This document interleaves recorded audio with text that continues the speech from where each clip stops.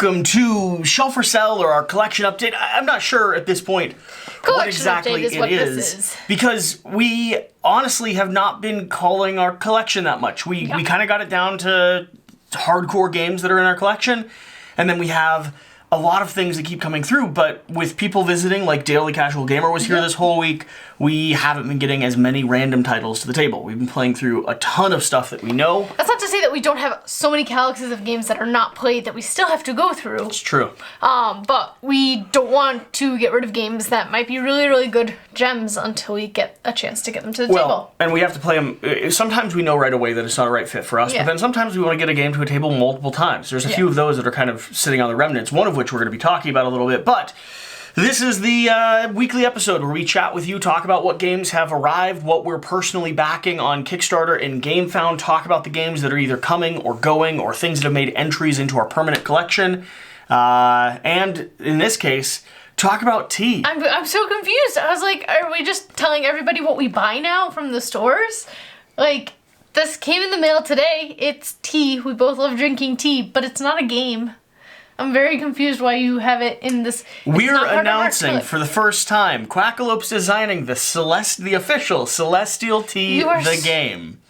You are so annoying sometimes. We're not sure what it is yet, but if you back us on crowdfunding for $250,000, no, we can guarantee you'll love it. No. No?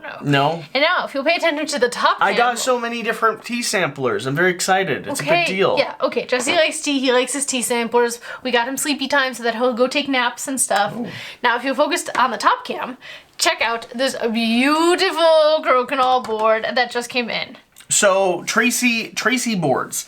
One of our, Devin, actually has a contact with Tracey boards. They've done some work together in the past. This was back during PAX Unplugged season time when we were talking about getting a Crokinole board. So when I put out the video that was like Grail Games, we had a Patreon member send us a incredible Crokinole board. Yeah, it is so cool. The artistry that it was. There's like an eyeball. It's like a cartoony version of the Quackalope logo that is in the Crokinole board. And then Devin and Tracey Board started talking to get this Crokinole board sent to us as well, which is absolutely beautiful. It's their washed gray with the golden Quackalope logo. And the interesting thing is the difference between the two boards. They play so differently. We've played this one at least like 3 times this week. I've won all of them. So Jesse cannot manage this board. I absolutely adore having the Crokinole boards, and we now have 2, which means we can have like a full-on tournament. Yeah. Instead of having like it's just a 2-player game for the most part. Like, you can do it 4 players, but I don't know. I think I enjoy it mostly at 2. Yeah. Although we should play at 4 players just to see. But for me, they are very different. Tracey Boards feels like a headstrong professional board. It is so glossy. These little pegs in the middle are so bouncy. Every time we hit one of them, our disc would fly and ricochet, even ricochet within the circle and then fly off the side of the board. It is so Whereas smooth. The other one is like a piece of art because it's got these inlaid grooves where you actually have the Quackalope design, and along with that, it isn't quite as smooth, although I think we can add the powder to it. Yeah, we got some powder. This one, it is flawless. Like, if you run your hand over the logo, which I know you're not supposed to do, but if you run your hand, you cannot tell the difference between the wood and the logo. But the cool thing about the other one is that it feels a little bit more like a rough and tumble dexterity game. Yeah. This one I'm almost scared to use. Yes. Oh, no, I'm not scared to use it. I love using it. It is so much fun, and you get to perfect your actual practice. So that's probably the most exciting, like the craziest thing. Now, we have some skill videos that are going to be coming out. So Tracey Boards has a YouTube channel where they release challenge videos. Like, set up the game board like this and try to get your piece in. And so I thought we'd do like a little head-to-head matchup, maybe do some gameplay. Crokinole is just such an amazing dexterity game, and it's a dexterity game Shira likes. Only dexterity game I think that I like. There's that one that goes around the track that Alex has that I mentioned last time we talked about Crokinole. Those are the 2 dexterity games that I have found I've enjoyed. What I'm hearing is there's hope that she'll find more that she likes, but because you don't have to actually flick. You're not supposed to flick. It doesn't hurt your fingers. But yeah, this thing is, by the way, insanely heavy. So we'll have some coverage of that coming out. Oh man. Be gentle, gentle, gentle. Good job. All right, we'll bring that back downstairs in just a bit. Let's talk about tea. Let's talk about the tea that we got in. We already talked about it. No, we haven't. We haven't gone through. So we've been drinking a lot of celestial tea. We have a really nice little tea kettle. Yeah. And we probably have, now that it's getting warmer, now that it's getting warmer, probably less and less teas. Allergies triggering. It's allergy season. But over winter, when there was snow outside and stuff, we were drinking like 3 to 5 cups of tea a day. Yeah. So I went on Celestial's website and picked up some tea samplers, and I'm very excited about them. I've actually been to their factory out in Denver, Colorado, and it's a place that I want to take Jesse to when we make our road trip out west. I think you'll have a fantastic time there. But yeah. So we have Sleepy Time Peach. We have Sugar Cookie Sleigh Ride, which is a seasonal one. We have White Chocolate Peppermint, which I've never had before. Fireside Vanilla Spice sounds amazing to me. Cranberry Apple sounds very good. Zinger. I don't love the cherry, but I like, they have a raspberry zinger and a cranberry apple zinger sounds great. Sheer said this one sucks. I had it before. I like having sometimes coffee's a little too acidic for my stomach, and so sometimes I'll do a black tea. I tried their Morning Thunder, and maybe I made it wrong or something, but it was not my cup of tea. I see. What you did there. This is a messy episode. I'm just coughing now. Okay. I laughed internally. It's just not a good laugh.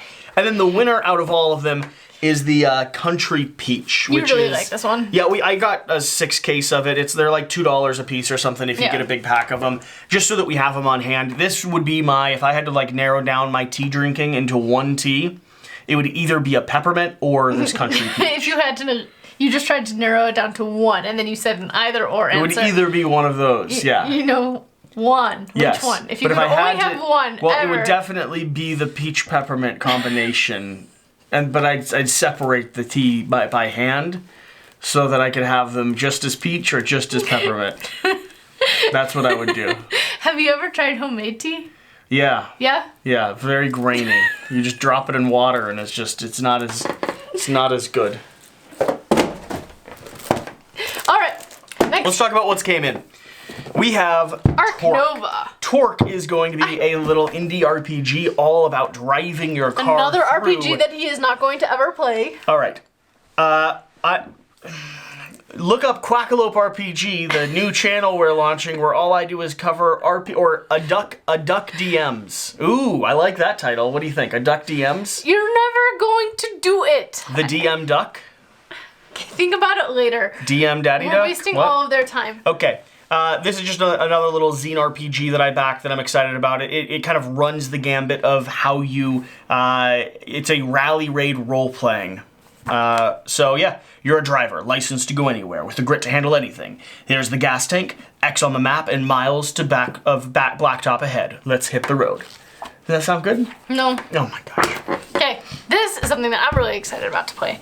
Ark Nova. The game that's supposed to beat... Terraforming Mars. Terraforming Mars. And not only supposed to beat Terraforming Mars, but like people have legitimately been saying... that it's been really good. And not just people that don't like Terraforming Mars. I keep seeing people post about it, and... people that genuinely like Terraforming Mars. Yeah. So, I have to give it a shot. I want to get it up as soon as possible. Yeah, I think the plan is to unbox it here this weekend and hopefully get it to the table very, very soon. Interestingly, it has artwork similar to Earth, I think. It does, yeah. It has like the real life landscape stuff, like look to it. Mm-hmm. Let's see here. In Ark Nova, you will plan and design a modern, scientifically managed zoo, striving to make the most successful zoological establishment. You will build enclosures, accommodate animals, and support conservation projects all over the world. Specialists and unique buildings will help you in achieving this goal. Cool. I'm intrigued. I like animals. I do like animals. Creature Comforts. Yeah, we got stable board game. We got Creature Comforts in We got Creature Comforts in by KTBG. I remember, like, I played this with Alex and Ricky. Adorable little forest creatures. Interesting little worker placement. Quite a lovely little game. Excited to have a copy of it. Although, in shipping, the corner of our box got completely annihilated. Yeah, that seems to be a common theme in shipping these days. Yeah. A little disappointed about that, but the game was good. I remember the game being enjoyable. I played it once, prototype version with Alex and Ricky. Yeah, I think they got their copy in as well. I'm sure they'll be getting it to the table soon. I'm excited to show it to you. I don't think you had a chance to check it out, right? I didn't. Yep. It is a very, very solid one. Maybe the determination of whether or not we keep it is going to come down to whether or not it's light enough that you and me get it off the shelf often. I like recommenders from them. All right, Nemesis Lockdown. This is one actually that... It's already arrived. We've already talked about the fact that it arrived. Yeah, but we got to play it this week with Dale the Casual Gamer. So, yeah, we disagree on whether this should belong in the collection or not. Yeah, and funny enough, I'm the one that's swinging in the other direction. Nemesis Lockdown, hands down, belongs in the collection.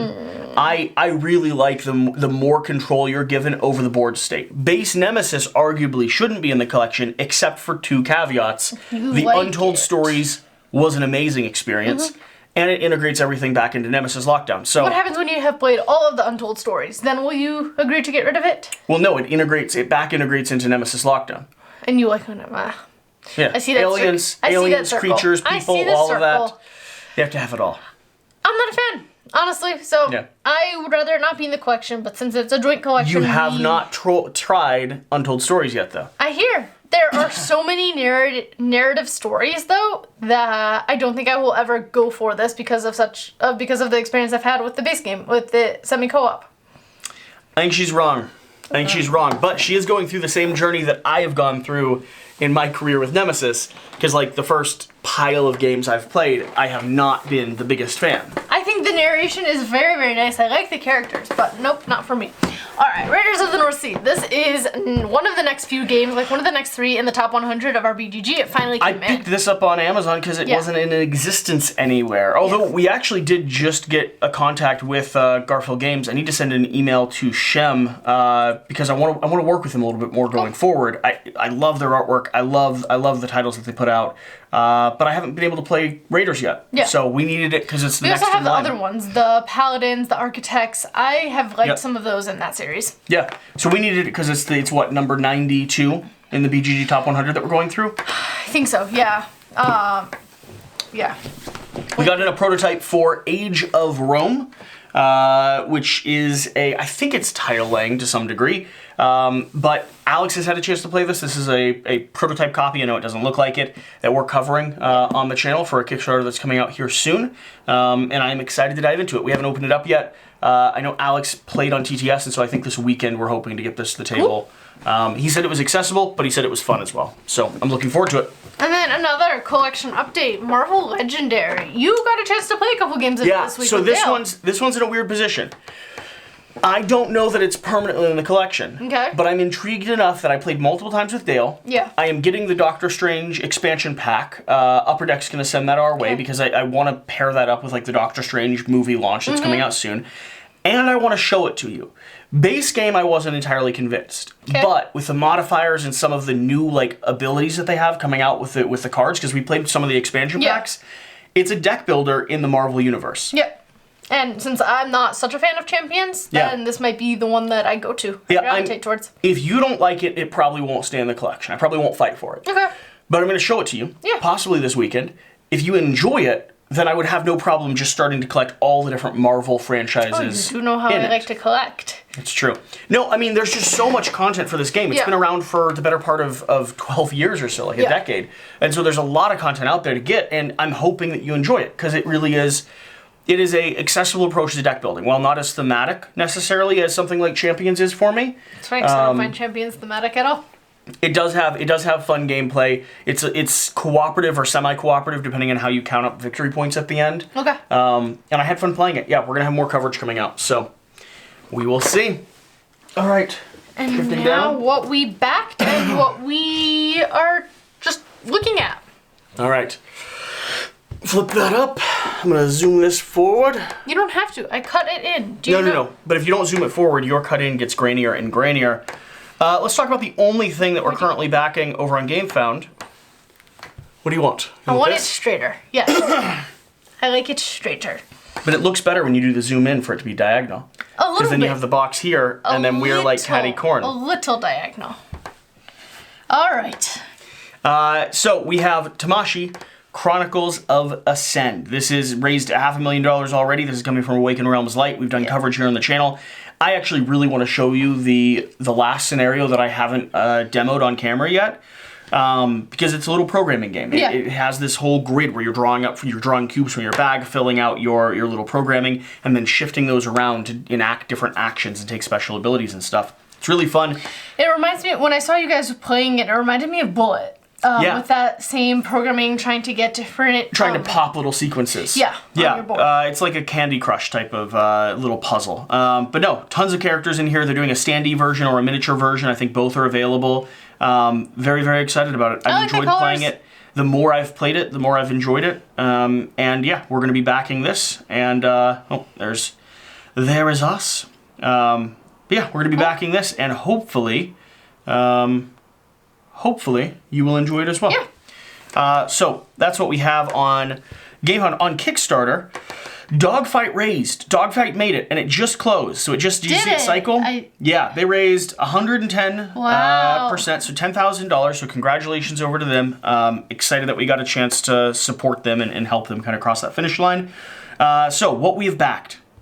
Bad Karmas and the Curse of Karmas. You played this. We just got the new scenario in. So, so Alex and I are actually going to be doing a 2-player. Unless you wanted to join, we could do a 3-player. It is an app-based game that is mixing in the Teburu system, which is like a console, with the Bad Karmas game, right? So the console is this big digital experience, and the Bad Karmas is this app-based kind of deck-building game. Is this the app? Is this the game, or is this that whole console system? It's both. It's both. So when you get this, you're getting the game, but you're also buying the Teburu app system with it, right?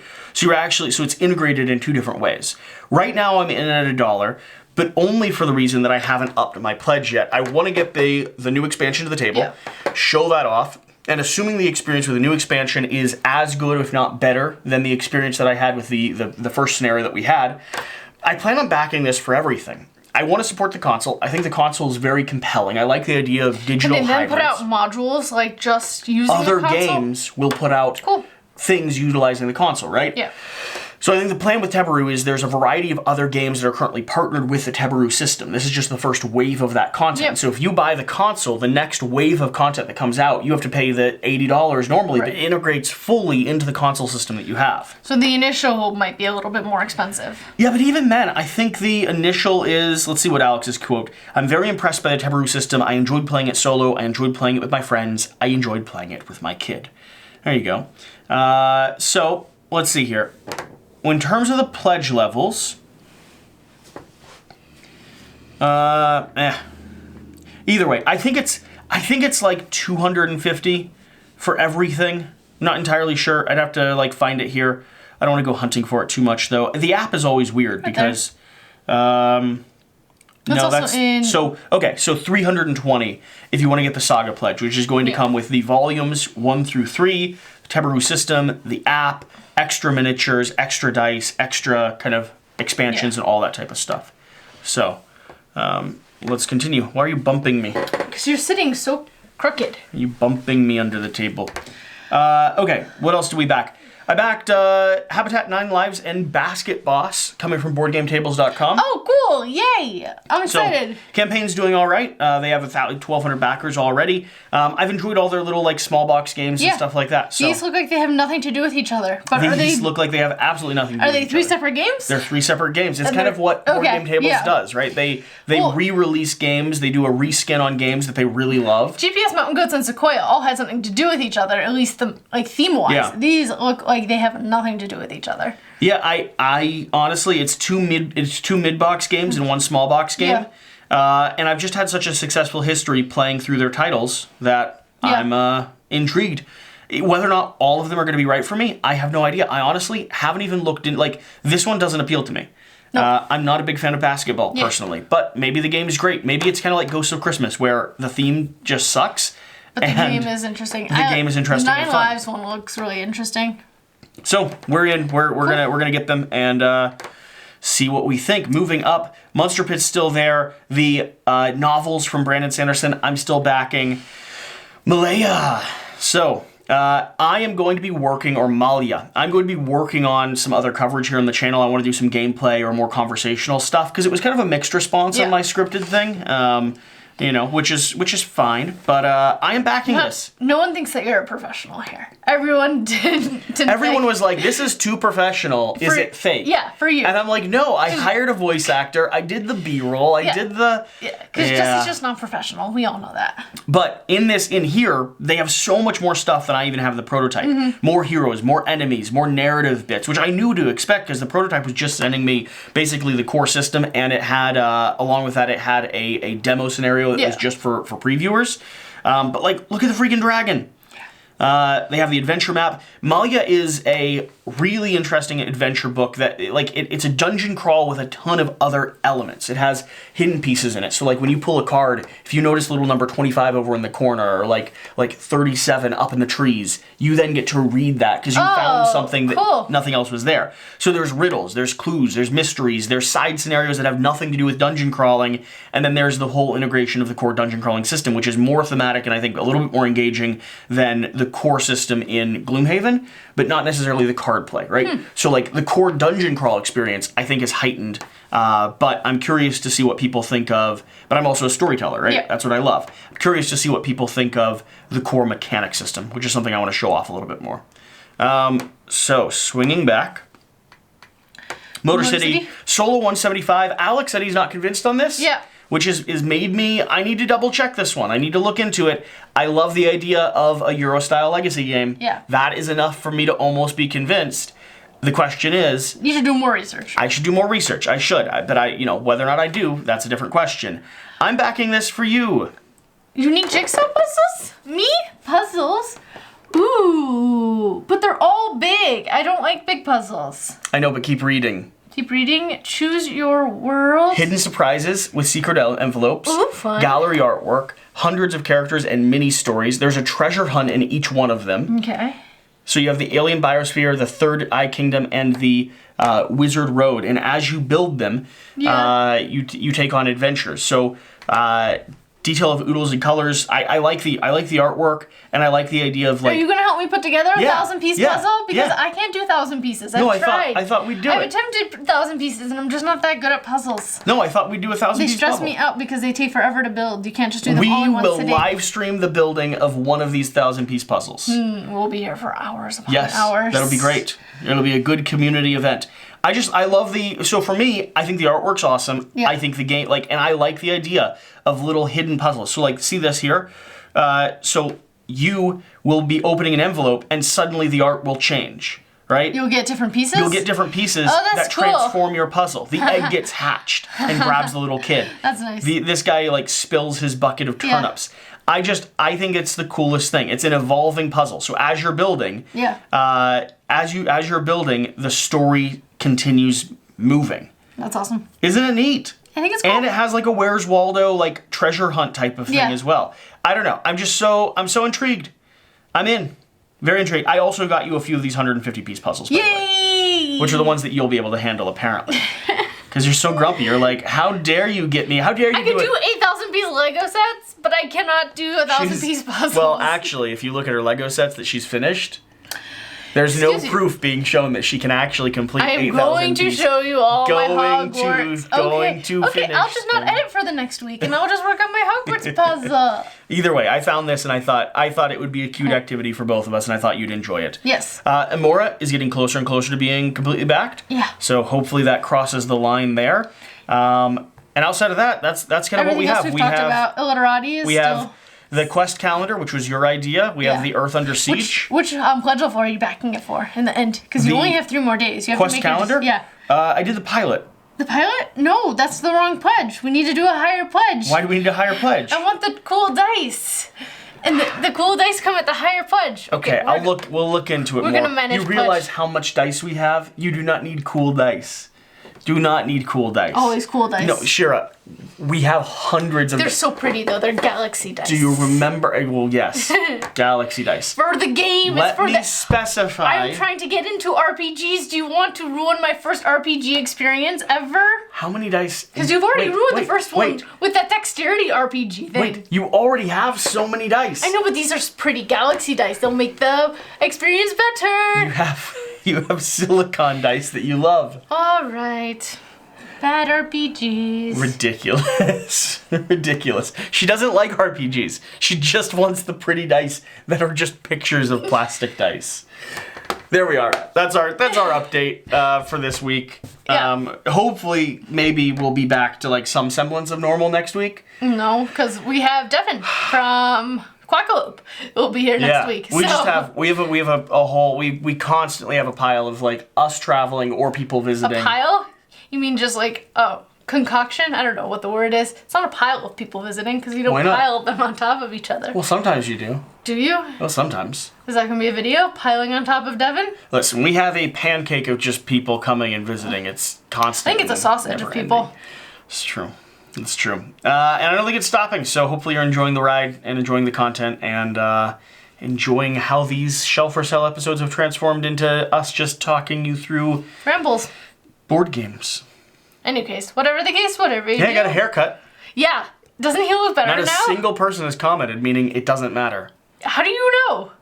This is I think the first video that you have filmed with your new haircut. Not true, there's been a few. There's been a few? Okay. Everyone comment on how nice he looks in his haircut for me because that'll incentivize him to get more haircuts. Clearly doesn't matter. He was a very, very shaggy, hobo, homeless looking person for a while. When am I not shaggy? So, this is a much better look for him. Thanks for being here. Thanks for watching. Whatever the case. Whatever you do. Remember to do the important thing. You just dropped off. Get out and play some games. Quack. We'll see you next time. Thanks.